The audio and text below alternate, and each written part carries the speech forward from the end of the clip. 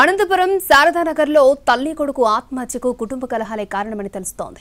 Ramagiri deputy తహసీల్దార్ భార్య అమూల్య తన 3.5 ఏళ్ల కొడుకు షహర్షను గొంతు కోసి చంపి ఆ తర్వాత ఉరేసుకుని ఆత్మహత్యకు పాల్పడినట్టుగా తెలుస్తోంది. ఇవాళ మృతదేహాలకు పోస్టుమార్టం పూర్తయింది. గృహహింస, అదనపు కట్నం కోసం వేధింపులే తమ కూతురు మనవడి మృతికి కారణమంటున్నాడు మృతురాలి తండ్రి.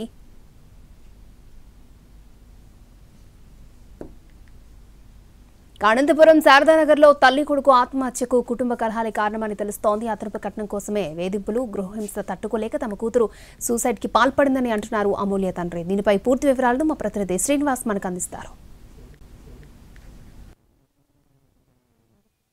అనంతపురం నగరంలోని శారదానగర్లో దారుణం చోటు చేసుకుని తల్లి కొడుకు ఆత్మహత్య చేసుకున్న ఘటన సంచలనం చేసింది. ప్రస్తుతం ఇవాళ ఎవరైతే ఉన్నారో తల్లి కొడుకు సంబంధించిన పోస్టుమార్టం నిర్వహిస్తున్నారో వాళ్ళ తండ్రి ఉన్నారు. అసలు ఏం జరిగింది, ఒక డిప్యూటీ తహసీల్దార్ భార్య అయి ఉండి ఆమె ఆత్మహత్య చేసుకోవడానికి కారణాలు తెలుసుకునే ప్రయత్నం చేద్దాం.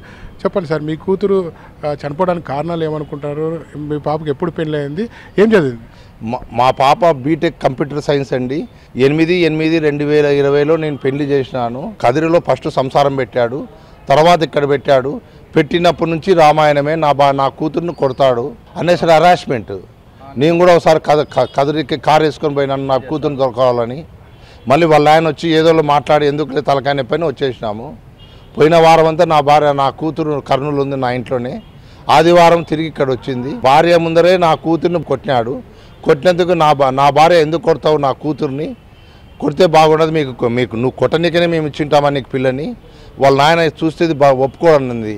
నువ్వు ఎందుకు వస్తున్నావు పొద్దుమూకులని నా భార్యని అన్నాడు. సార్, చివరిగా ఎప్పుడు మాట్లాడింది మీ కూతురు? ఏమని చెప్పింది చివరిగా? నేను చనిపోయే ముందు ఏమని మాట్లాడు?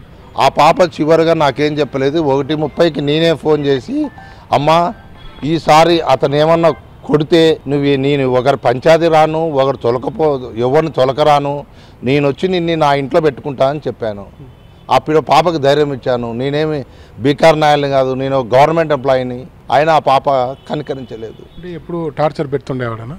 ఎప్పుడు కొడుతున్నాడు. మొన్న 10 రోజుల కింద కూడా చెవు కొట్టినాడని నాకు రాత్రి 9:45కు ఫోన్ చేసింది.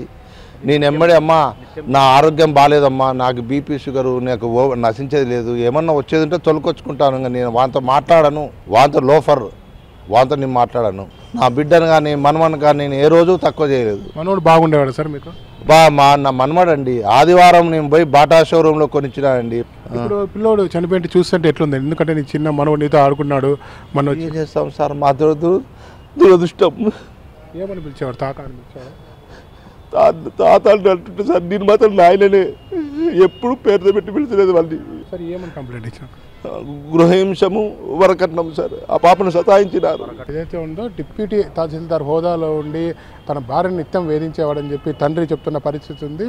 అదనపు కట్నం కోసం కూడా వేధించేవాడని చెప్తున్న పరిస్థితి. ప్రస్తుతం అయితే పోస్టుమార్టం నిర్వహిస్తున్నారు. బాబు అలాగే తల్లికి కూడా సహస్రాకు కూడా పోస్టుమార్టం నిర్వహిస్తున్నాం. వాళ్ళ తాత మాత్రం కన్నీటి పరిణతమవుతున్న పరిస్థితి. ఎందుకంటే ఒక వారం కిందటే మనవడు తనతో వచ్చి ఆడుకున్నాడు. ఇప్పుడు చూస్తే విగత జీవిగా పడి ఉన్న మనవని చూడలేని పరిస్థితితో కూడా తాత ఉన్న పరిస్థితి అయితే నెలకొంది. ప్రస్తుతం అయితే డిప్యూటీ తహసీల్దార్ ఎవరైతే ఉన్నారో రవి పైన మృతురాలి తల్లిదండ్రులు మాత్రం గృహహింసతో పాటు వరకట్నపు వేధింపులకు సంబంధించి ఫిర్యాదు ఇవ్వడం జరిగింది. ఆ దిశగానే పోలీసులు కూడా కేసు నమోదు చేసుకొని దర్యాప్తు చేస్తున్న పరిస్థితి ఉంది. Camera Srinivas, NTV.